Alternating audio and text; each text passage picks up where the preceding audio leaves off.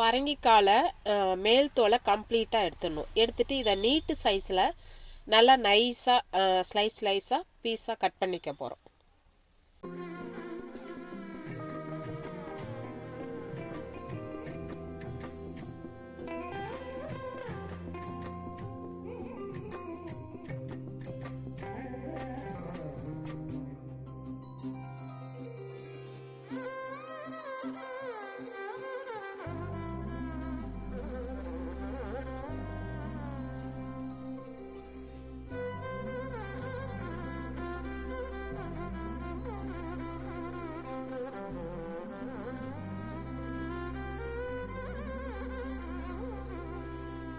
இப்போ எல்லா பரங்கிக்காவையும் நல்லா நீட்டு சைஸில் நல்லா நைஸாக இந்த மாதிரி கட் பண்ணி எடுத்தாச்சு. இந்த மாதிரி நைஸாக இருக்கணும்.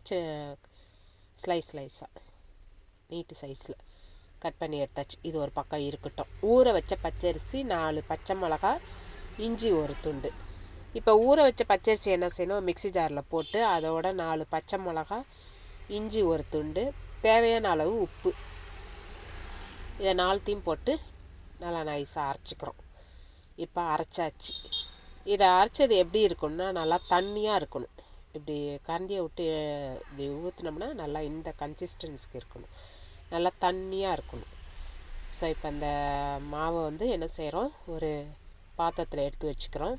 இதோட கார்ன்ஃப்ளவர் ஒரு ஸ்பூன் போட்டு அதையும் நல்லா மிக்ஸ் பண்ணிக்கிறோம். இதில் மெயின் இந்த மாவு எப்படி இருக்குன்னா நல்லா தண்ணியாக இருக்கணும். அதுதான் மெயின். ஸோ அப்படி எடுத்து ஊற்றினோம்னா அப்படி தண்ணியாக ஊற்றணும். இப்போ நம்ம அந்த அரைச்சி மிக்ஸ் பண்ணி வச்சுருக்க அந்த மாவை என்ன செய்யணும், நம்ம கட் பண்ணி வச்சுருக்கோம்ல பரங்கிக்காய், ஸோ அதோடு சேர்த்து மிக்ஸ் பண்ண வேண்டியதுதான்.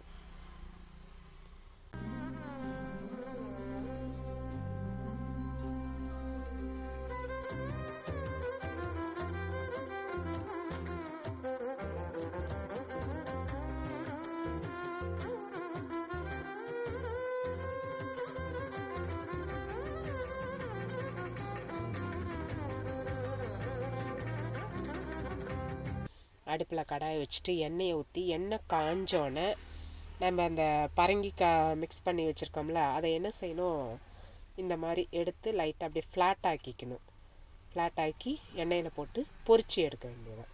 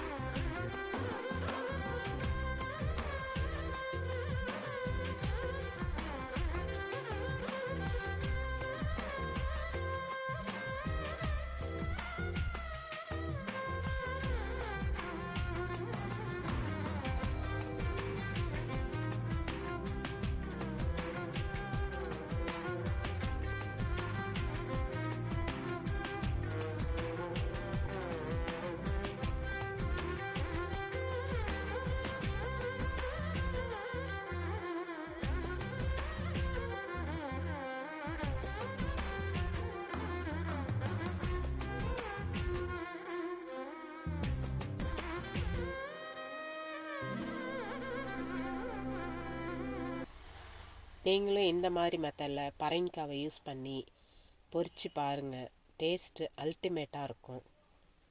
தேங்க்யூ.